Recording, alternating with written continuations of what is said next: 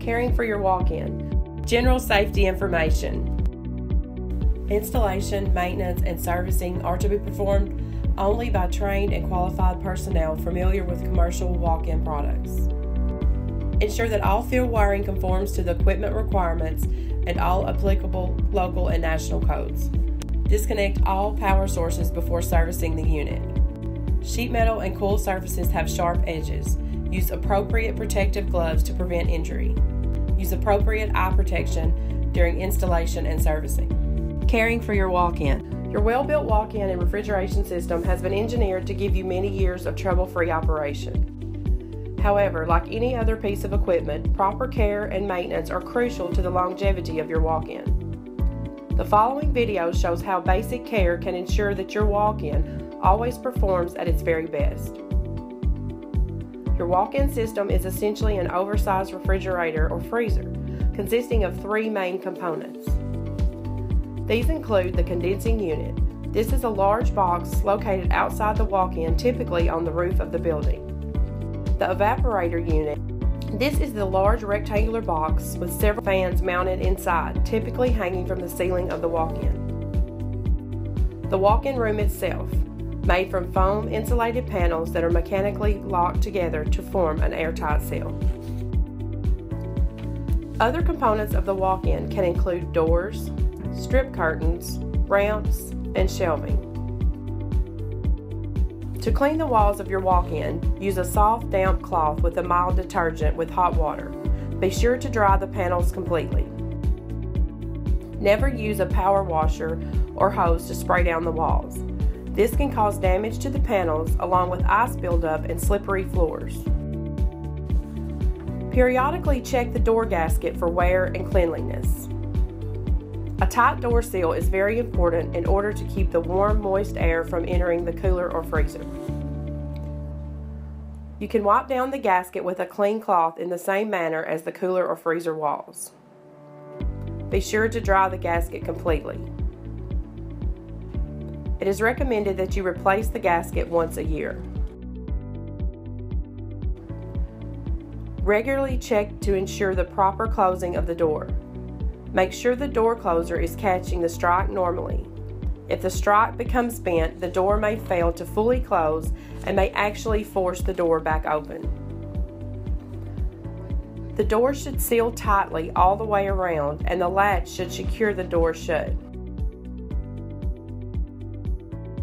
The door sweep should be monitored to ensure contact with the threshold and not allow light or air to enter the walk-in. Adjust the sweep by loosening the mounting screws and lowering or raising the sweep as necessary. The sweep should not cause the door to drag or make it difficult to swing open and close. Make sure there are no obstructions down at the threshold that could snag or tear the door sweep. Light should not be visible when looking around the door from either the inside or outside of the walk-in. A tight seal at the bottom of the door, as well as completely around the door, is crucial in keeping the warm, moist air out of the walk-in. If gaps are allowed anywhere along the door sill, the result will be an ice formation and premature failure of the refrigeration system. In addition, air infiltration can increase energy costs and expose employees to safety hazards entering or exiting the walk-in. Check the interior of the walk-in for missing plug buttons to prevent moisture from entering the insulation inside the panels. Extra plug buttons were provided in the hardware box at the same time of the delivery of your walk-in. Make sure there are no boxes or products stacked 2 feet of any side of the evaporator to allow air to flow properly. Check all insulation on refrigeration and drain lines for tears or missing pieces. In freezers, the heat tape should be warm to the touch to prevent the lines from freezing. Report missing insulation immediately, as this could lead to severe icing and damage to the system. A few things to look for in order to take care of the evaporator include: drain lines can get plugged with ice or debris, causing water to back up and freeze in the drain pan. Clean the coils as needed with a soft or stiff brush, as they can get covered with paper, grease, or dirt, so check them frequently. Be careful not to damage the fans on the back of the evaporator. If the fans become bent, it can result in restricted airflow and failure of the evaporator.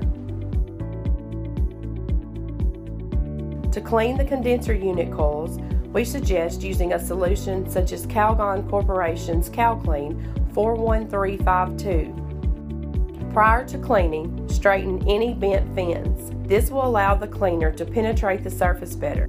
The cleaning solution should be applied liberally to entering air and leaving air surfaces of the finned area in accordance of the labeled directions. Rinse with a garden hose until the water runs clear. Under no circumstances should an acid-based cleaner be used. This will react with and destroy the aluminum fins. Power washers are discouraged since they can greatly damage the fin surface. How to calibrate a dial thermometer. Care must be exercised when recalibrating thermometers as low voltage carrying parts are exposed. To begin, remove the clip from the holding probe on the interior of the walk-in, as well as the 2 screws holding the thermometer to the exterior. Pull the thermometer out of the junction box just enough to access the adjustment screw. Place the probe in a solution of water and ice for approximately 5 minutes. Using a small screwdriver, turn the adjusting screw until readout indicates 32 degrees Fahrenheit. Finally, replace the thermometer and temperature probe and apply sealant around the grommet of the interior of the walk-in if necessary. If you have a technical problem with your walk-in unit, you will need to locate the serial number tag just inside the door on the wall of the walk-in. There you will find the serial number and service phone number to call for assistance. The following care tips can help add years of life to your walk-in. Never leave the door propped open longer than necessary, as this allows warm, moist air to enter the walk-in and cause frosting or icing conditions. Make sure the door sweep makes contact with the threshold. There should be no light or air entering underneath the door. The door should seal tightly all the way around. Do not stack product or boxes within 2 feet of the evaporator on all sides. This will ensure proper airflow and keep the evaporator clean and free from ice. Do not wash down the walk-in panel with hoses, power washers, or harsh chemicals. This can cause severe icing, which in turn can damage the walk-in panels as well pose a serious safety hazard. Be sure to refer to our installation and operations manual that came with your walk-in frequently for additional maintenance and troubleshooting information. A copy of these may be obtained by calling the service number on your walk-in serial number tag. You can visit our website for more installation videos at www.colpack.com or call 1-800-225-9916 for more information.